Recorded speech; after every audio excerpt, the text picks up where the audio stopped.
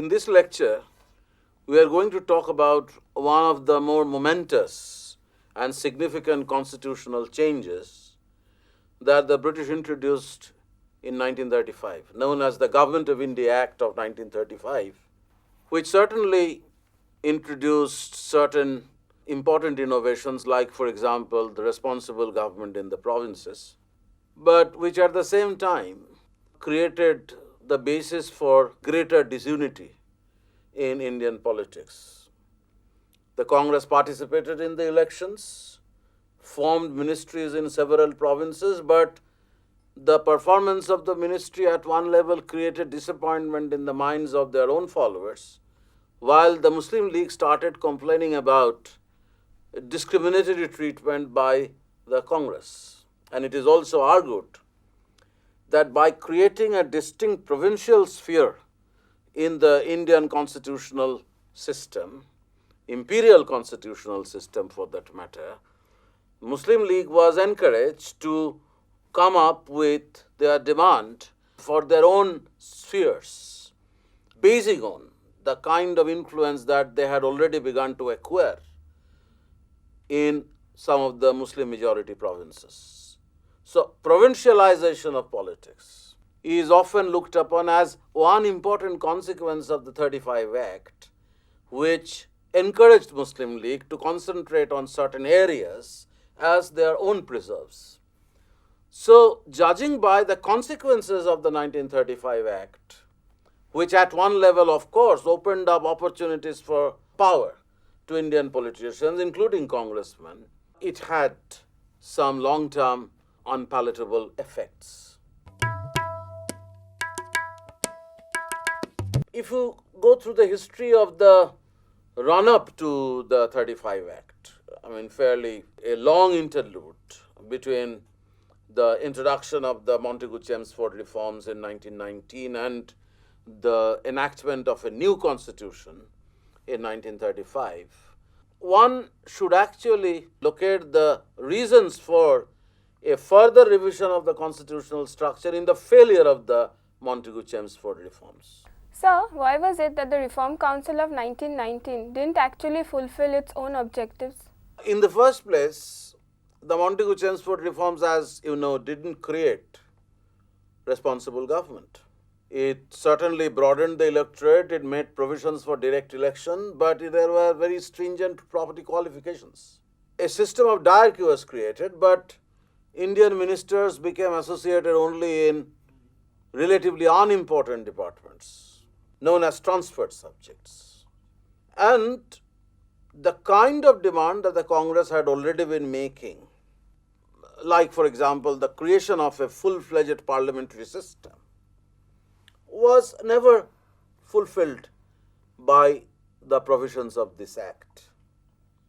Despite these limitations, Gandhi at one stage was in favor of accepting these reforms, but ultimately, as you know, because of a number of reasons, because of the Punjab massacre, because of the Rowlatt agitation, because of the manner in which draconian measures were introduced, almost synchronizing with the Montagu-Chelmsford reforms, this act didn't actually attract congressmen. Congress was resistant to the idea of participating in these elections and working in the councils. As a consequence, those moderate politicians who had once been congressmen but who decided to break away from the Congress because of the Congress's reluctance to work the reforms ultimately formed the Liberal Party or the National Liberal Federation. Some Muslim politicians also participated in the Reformed Council, but Congress decided to stay away from it. You are all familiar with the history of how the cycle of agitation that was unleashed from 1919 onwards ultimately climaxed in the non-cooperation agitation, and once the non-cooperation movement was withdrawn, some of these people who had once agreed with Gandhi's idea or Gandhi's view that it was more important to participate in the non-cooperation movement than participating in the Reformed Council, wished to participate in the Reformed Council. Arguments of people like Motilal Nehru or Chittaranjan Das, they felt that Indians should try to break the council system from within. They would get elected to the council but refuse to be associated with the government. And they would constantly block the government by creating continuous blockades, continuous barriers against their laws. Now, this strategy was not likely to last long, because there were Swarajists who were followers of Das and Nehru, but who would not remain satisfied with this kind of a position. They would be keen to accept ministry, to accept office. And on this issue of office acceptance, ultimately disagreements occurred within the Swarajist party. There were groups within the Swarajya party who dissented with this strategy and started demanding the right to participate in the government. Around the middle of the year 1926, some people had defected from the party to join the government. So it is in this context of the collapse of the Swarajya experiment that we see the renewal of agitation once again. You know how Sir John Simon, who was appointed the chairman of a new commission which was to inquire into the possibilities of further constitutional reforms, something that was stated by Montagu himself in 1917, that every 10 years the constitutional arrangement should be reassessed in order to suggest further improvements. So Simon was appointed precisely with that objective, but the disadvantage of the Simon Commission was that it actually smacked of imperial arrogance. There was no Indian member. So the Congress decided to boycott it, and there was a renewed agitation against Simon Commission. And between the Congress, who had a certain idea about the dominion status, and the British bureaucracy, there were serious differences of views.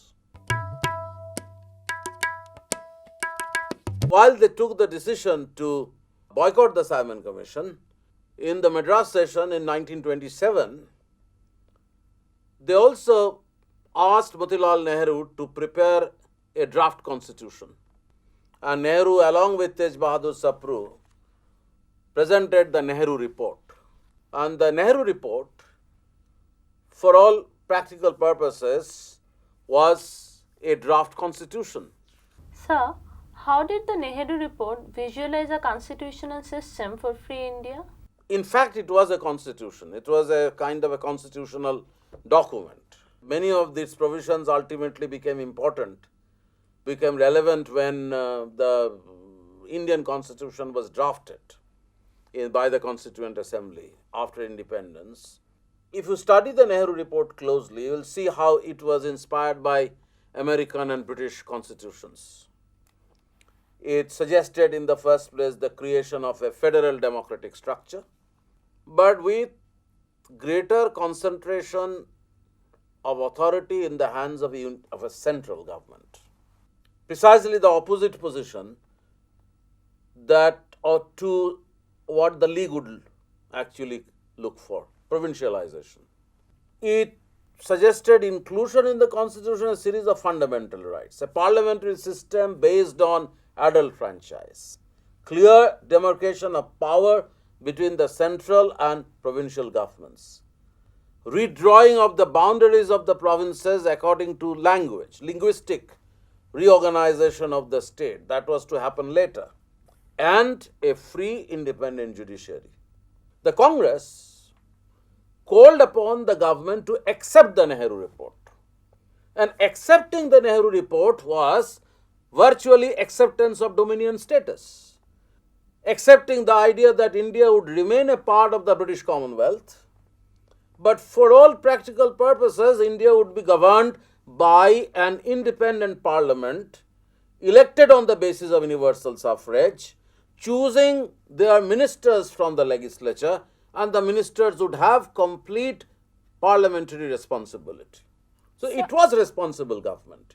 There was an agreement about India's existence within the Commonwealth, within the empire. But even if India remained a part of the empire, India would evolve like other dominions, like Australia. As you can see from the Nehru report, that it was a perfectly liberal document, acceptable to liberal politicians, including a person like Muhammad Ali Jinnah, who in 1927 was agreeable to function in collaboration with the Congress to achieve the objective of a dominion status. But there were provisions in the Nehru report which ultimately alienated him. Nehru report suggested, instead of communal electorate or reserved electorate, joint electorate. It was not in favor of continuing with the system of reserved constituencies.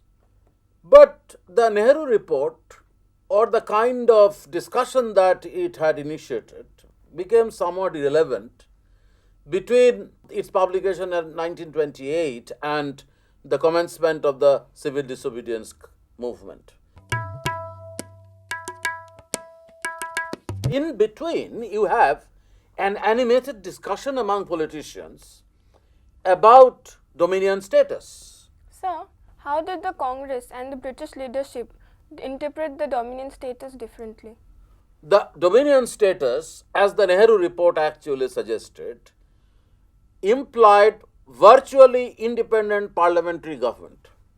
But there was a willingness on their part to function within the British Commonwealth. And this was precisely the view of many British politicians from 1926-27 onwards. But there were some officials, the British bureaucracy by and large was resistant to this idea. In order to sell this idea, the British political establishment had to elicit the consent of the conservatives, who were not in a mood to accept dominion status in this sense. They would go as far up to as colonial self-government, that you have some self-governing institutions in the colonies in order to satisfy Indian political aspirations, but the idea of a severance of the relationship with the mother country was out of question. But there were congressmen who were also not happy with the idea of a dominion status. By then, Jawaharlal Nehru, Subhash Chandra Bose, they had already started demanding full self-government, Purna Swaraj. Ultimately, the Purna Swaraj resolution came to be adopted in 1929 at Lahore Congress, when the government rejected the Nehru report. Still, there was a compromise. The government was asked to accept it. The Purna Swaraj resolution was accepted. And finally, the ground was now ready for the renewal of agitation for the civil disobedience campaign. Now, that story is well known. But what you must note at this point is that all the while when the civil disobedience campaign was continuing, the British government was trying to outmaneuver the Congress through certain kinds of concessions that they were promising. Arvind, for example, was very keen to introduce dominion status with some safeguards, but his position was not acceptable to many British conservative politicians. But that is a different story. You have such disagreements occurring frequently among British politicians about what to do with India in future. But despite all these disagreements, we can see a very clear objective on the part of the British to outmaneuver the Congress during the civil disobedience campaign by convening the Roundtable Conference with the package of reforms, offering a few concessions to the Congress. But the first Roundtable Conference, as you know, Congress didn't participate. There was no Congress representative. But in the first Roundtable Conference, in which some liberals, some Muslim leaders, the princes were present, they first floated the idea of autonomy, federation. The federation idea was that there should be a federation in which the princes would join with their distinct identity kept intact. There would be some measure of provincial autonomy, responsible government in the province, but gradually responsible government would be introduced at the center, by which it means that the government would become accountable to an elected parliament. Then you have this Gandhi-Arvind Pact, then Gandhi's decision to participate in the second Roundtable Conference, where the same idea was reiterated, same proposals were reiterated. Ambedkar came up with the demand for a separate electorate for the depressed classes. It is in this kind of a situation when Gandhi was not very certain about what to do with the Round Table Conference, which was not actually giving him anything. He was coming back empty-handed. Ramsay MacDonald announced his devious MacDonald Award in August 1932, by which he reiterated the British commitment to preserve the separate electorate for the Muslims, but in addition, the MacDonald Award also promised separate electorate for the untouchables. The situation was saved by Gandhi's fast. Gandhi went on a fast unto death. Ultimately, there was pressure on Ambedkar, and Ambedkar eventually agreed about joint electorate, but also ensured that there should be greater representation of untouchables in the representative assemblies. So these tortuous negotiations, interspersed with movements, set the stage for the Act of 1935. Now this act had two aspects, the federal and the provincial. Sir, Yes. to what extent was this Act of 1935 an improvement on Montagu-Chelmsford reform? In one respect, it was certainly an improvement because it introduces provincial autonomy. It allows the formation of elected government at the provincial level, elected by the legislature and responsible therefore to the legislature. But this principle, which was expected also to be introduced at the central level, at the federal level, was never introduced, partly because of the reluctance of the princes ultimately to accept this package. As I was saying, that it has two different aspects. One was the federal aspect or the central aspect, and the other the provincial aspect. At the federal level, the act provided for an assembly where the Muslims would have their own representation based on separate electorate, and very weighty representation at that. Congress only had around 30% representation, even though the Congress had so much of popularity and so much of a following all over India. The princes had a clear representation of 40% in the council of the state and 24% in the federal legislature. And their representatives were not meant to be elected representatives. The princes would nominate their representatives to the Council of State and to the federal legislature. Two institutions were actually provided for by the Constitution.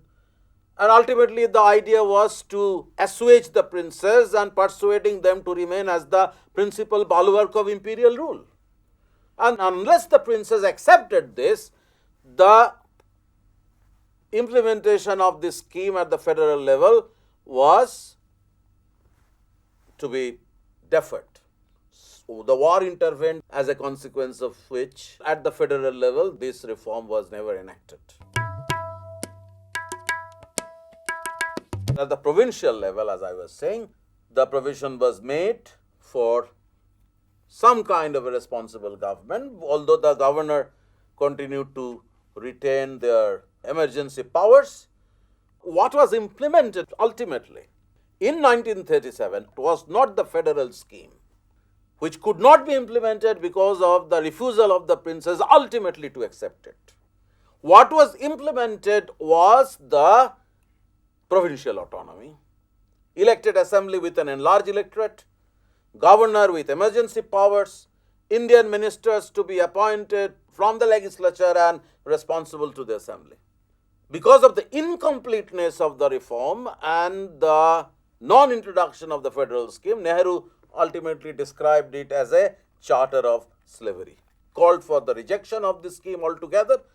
About that story you are familiar, that there were left-wing in the Congress who never wanted to accept this reform and wanted to start an agitation against it, but eventually the right wing of the Congress actually decided to accept these reforms, participate in the elections, formed ministries in as many as 8 provinces, and the ultimate upshot of this was the Congress involvement in a system of power that the imperial rule created, but in the process discrediting itself. But that is a different story. when you look at the new provisions, you see how the princes were given a position that had never been accorded in the past. The Montagu-Chelmsford reforms had excluded them altogether.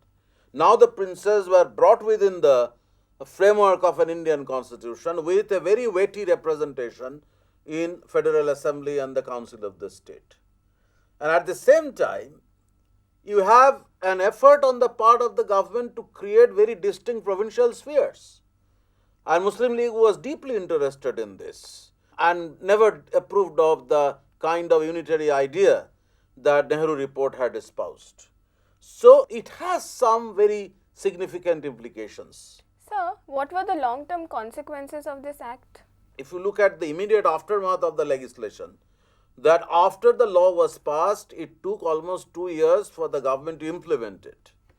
And when it was implemented in the teeth of some kind of opposition by the princes themselves. The princes were no longer interested to become a part of this constitutional structure by participating within the dominion status. By then, they had come to realize that dominion status was not going to be implemented very soon.